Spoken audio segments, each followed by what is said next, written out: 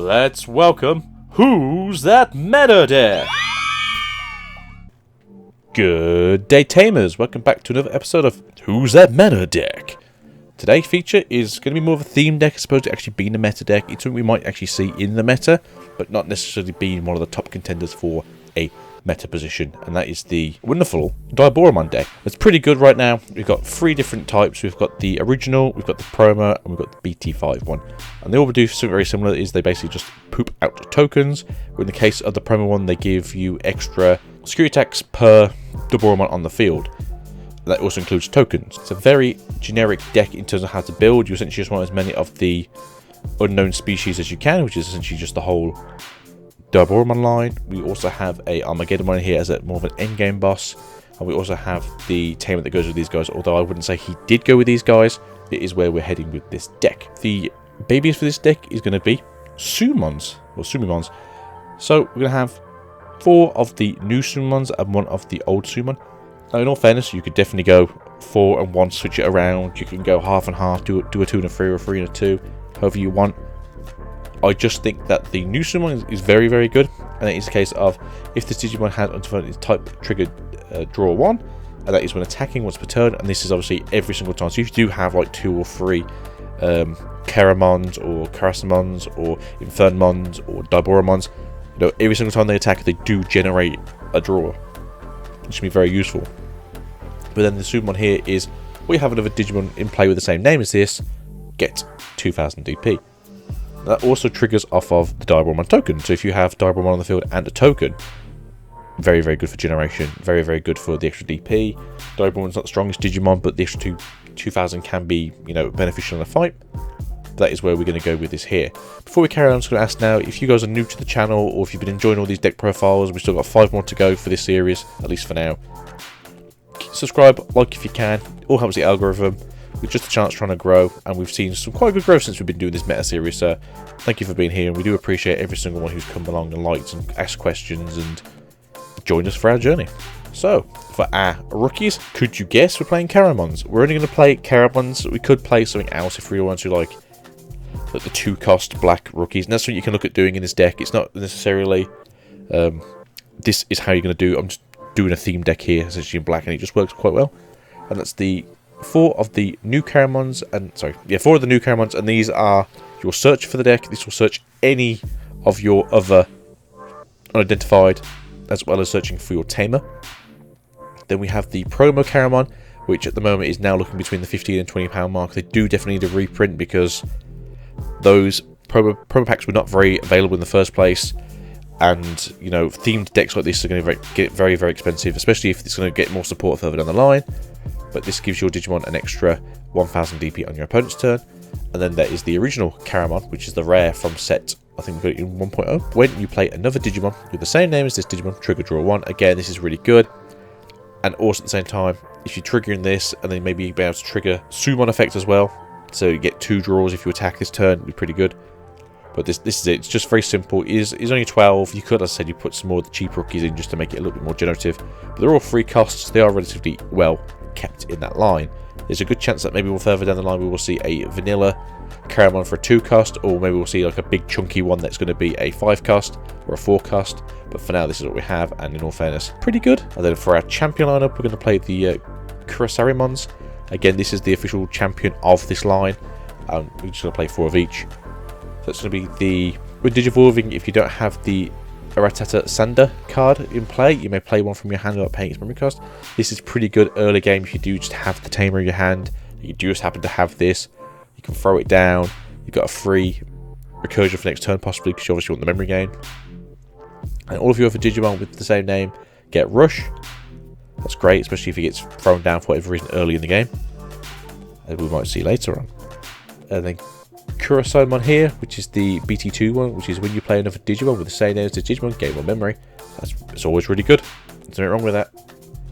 And then for the other one, it's the promo one again, which has blocker. Again, this is like your only blockers in here. They're very cheap still. They're a 4-cost. That's not terrible, to be honest, for a blocker with 5000 DP.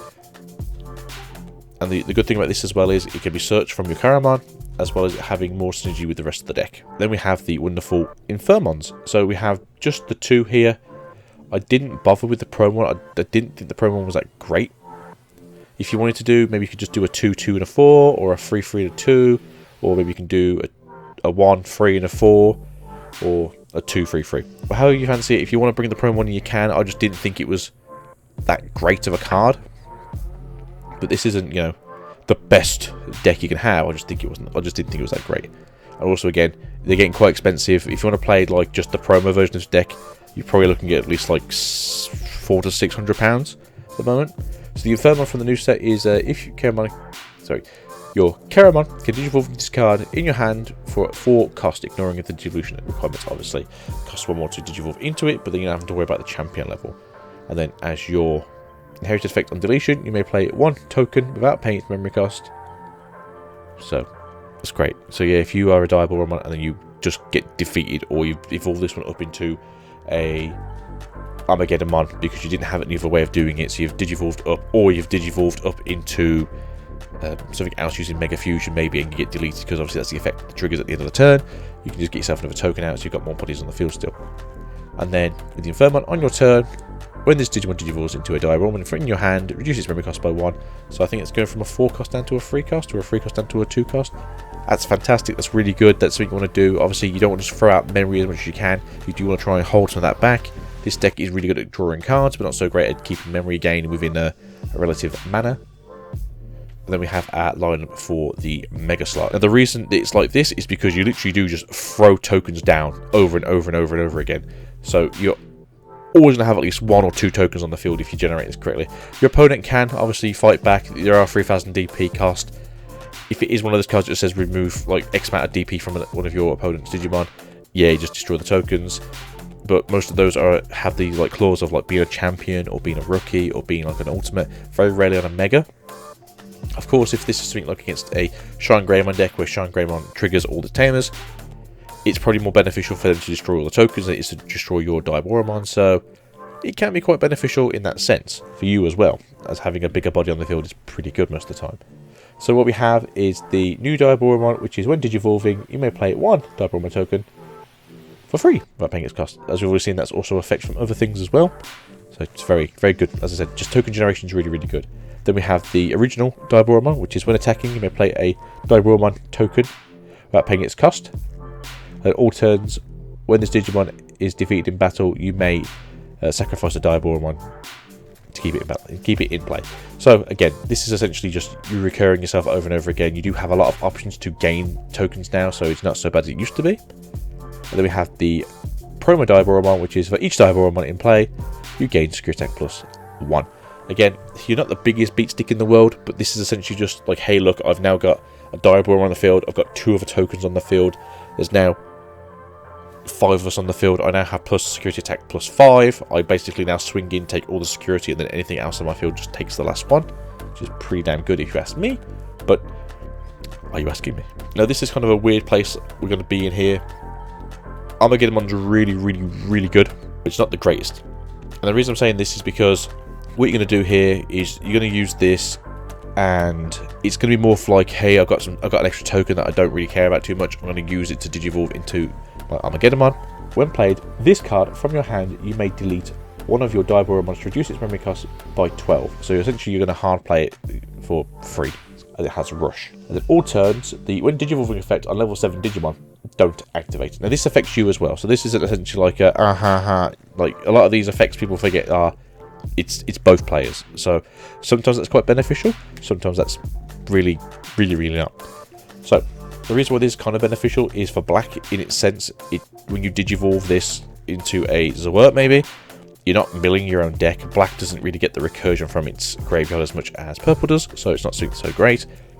Whereas with this, you know, you still get your attacking effect, which is you may return 1 level 6 Digimon in this card's distribution card's its own hand to delete one of your opponent's unsuspended level 6, basically from play, or less. So whatever your opponent's got. I can't remember if there's a clause in this. I'll probably like put here. I mean, an idiot otherwise, but I think you can actually digivolve a token into like a Zawert as well. So when you die at the end of the turn, it doesn't matter so much. Or if you don't have like the proper setup, you know, you can pick which one you're gonna do. That's pretty cool in that sense. But yeah, I do like the whole 2-2 split rather than having like 4 Armageddonmons. I do think Zawert is actually a good tech choice for this deck. Then we're going to go, it's not over till it's over, and this is essentially just more cannon fodder. We've got one catastrophe cannon here. To be honest, if you're not going to do the Omnimon, you could probably get rid of the Omnimon out of there, put like 4 of these instead, and then have like an extra 5th option or something else. Maybe the Infinity Cannon if that's what you're after, or maybe a Dark Side attack just to get rid of an ultimate on the field.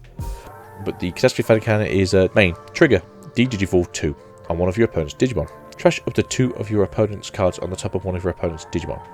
If it has no Digivolution cards, it becomes level 3, you can't trash any more cards. Then, if you have a Diaboromon in play, you may play 1 Diaboromon token without paying its memory cost. So, it's 4 cost. As I said, token generation in this deck is really, really good. And if you're at the point of the game where, you know, let's say it's mid-game, you've got like 3 of your tamers down, maybe even 4 of your tamers down, you're just constantly gaining memory. You've got at least 4 memory at the start of each turn. If you just want to throw this down, even if the first effect would fizzle, if you don't have any targets for it, you're going to gain yourself an extra token. The Mega Digivolve Fusion here, it's essentially just so you can go into your Zwart play if that's what you want to do. Sometimes it is beneficial to do, hey look, I'm going to throw this down and I'm going to have like 2 Infernomons on the field. Now I get to use its inherited effects to essentially put me in a better position. Especially if I'm just going to smash into something and die, or if I'm going to hit the security stack and then die, and then this is, you know, more recursion over and over and over and over again. And I think that's something that people haven't really thought about in this deck too much, where this deck doesn't just fall over on its back, it does kind of swing, okay, you cut my arm off, but my arm's going to regrow again. It's essentially you're fighting a Namek. And that is that. For we have, what are you looking at? And this is just your boys. I think a tie would be pretty good here, just as your gaining free memory at the start of each turn. Doesn't necessarily have to be this, but I just think it's good. Also, if you get this very early on in the game, you don't really have any plays for your Digimon, you can throw this down on turn 1, your opponent will get 4 memory. But as your following turns, if you do have the Arata Sanada in your hand, it's going to cost the same every single turn. So the next turn, if you've got a unidentified in the trash, you're going to gain 4 memory next turn. That's why I think this has a little bit more synergy with it. It's pretty good. Izzy's also a pretty good card if you want to go with Izzy, but having the opponent's turn all my black Digimon gets plus 1000 DP is pretty good going up until we get to the level 6s and the level 7s. So it saves me a little bit more. It gives my blockers a little bit more chance of not just getting instantly smushed. 6000 DP, yeah, it might not be the greatest, but it's not terrible either. So yeah, I think these are the better choices here. Again, it's your choice. If you want to play Izzy, it gives you a chance of having more manipulation in your deck, as well as gaining memory back if it's all black. But these are the choices I'm going to go with here. And then for the player's choice for this deck, I'm just going to say, hey, just pick what you want. Just pick your things. Just, if this isn't how you feel like it's flowing very well, as I said, maybe you want more rookies, maybe you want fewer ultimates, maybe you want more alternates, maybe you want all 3 of the ultimates, maybe you don't want to have all of the champions in your deck. This is down to you personally. This is where I sort of landed and said that this is quite evenly spread for me. Again, it's all down to you, it's all preference. But with that being said, guys, thank you for being here. This is the creepy Diaboromon deck. Thank you for being here. Again, like, comment, subscribe if you want to be part of this community. We've been enjoying ourselves here, and I always love answering your questions. And we'll see you guys for the next episode of Mathematically Correct Black. See you there. Have a good day, Tamers. Peace out. Goodbye.